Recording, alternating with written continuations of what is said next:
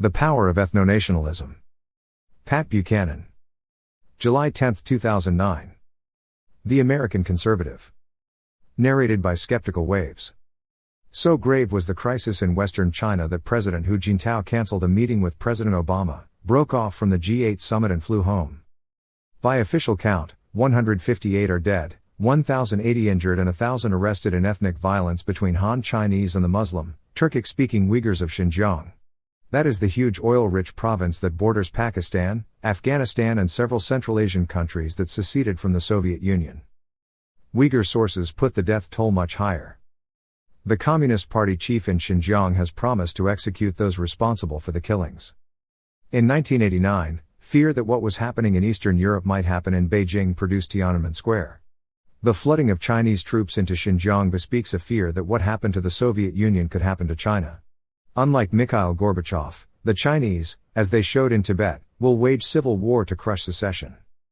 Already, Beijing has struggled to ensure perpetual possession of Inner Mongolia, Xinjiang and Tibet, half of the national territory, by moving in millions of Han Chinese, swamping the indigenous peoples, as they did in Manchuria. The larger issue here is the enduring power of ethnonationalism, the drive of ethnic minorities, embryonic nations, to break free and create their own countries, where their faith, culture and language are predominant. The Uyghurs are such a people. Ethnonationalism caused the Balkan Wars of 1912 and 1913, triggered World War I in Sarajevo, and tore apart the Austro-Hungarian and Ottoman empires.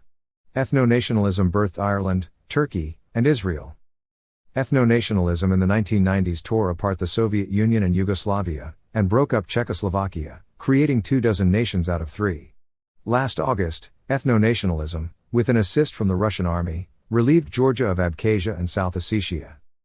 Russia has its own ethnic worries in Chechnya, Dagestan, and Ingushetia, whose Moscow-installed president was nearly blown to pieces 2 weeks ago and where a Chechen convoy was ambushed last week with 10 soldiers killed.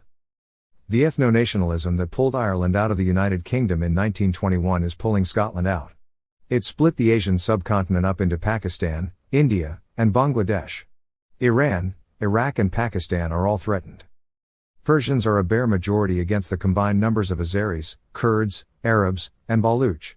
Each of those minorities shares a border with kinfolk, in Azerbaijan, Kurdistan, Iraq, and Pakistan. Turkey has fought for decades against Kurd ethnonationalism. If one were to wager on new nations, Kurdistan and Baluchistan would be among the favorites. And Pashtun in Pakistan outnumber Pashtun in Afghanistan, though in the latter they are the majority.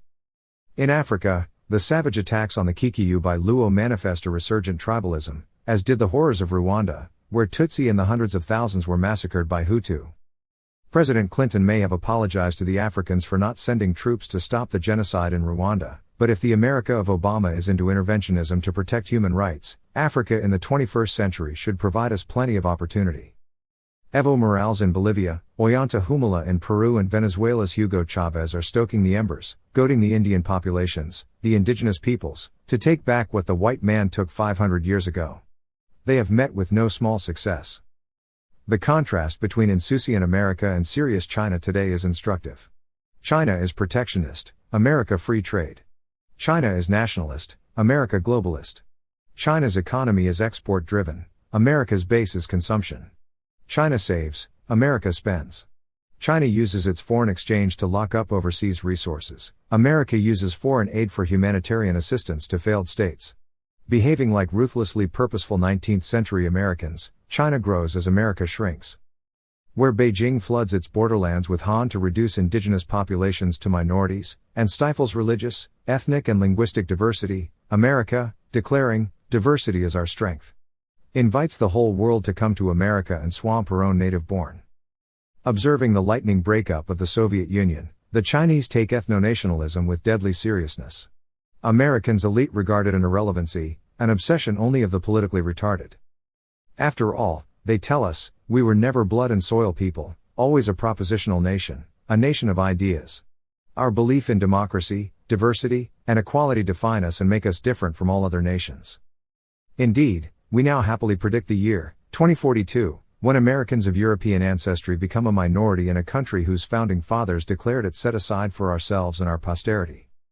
Without the assent of her people, America is being converted from a Christian country, 9 in 10 of whose people trace their roots to Europe as late as the time of JFK into a multiracial, multi-ethnic, multilingual, multicultural Tower of Babel not seen since the late Roman Empire.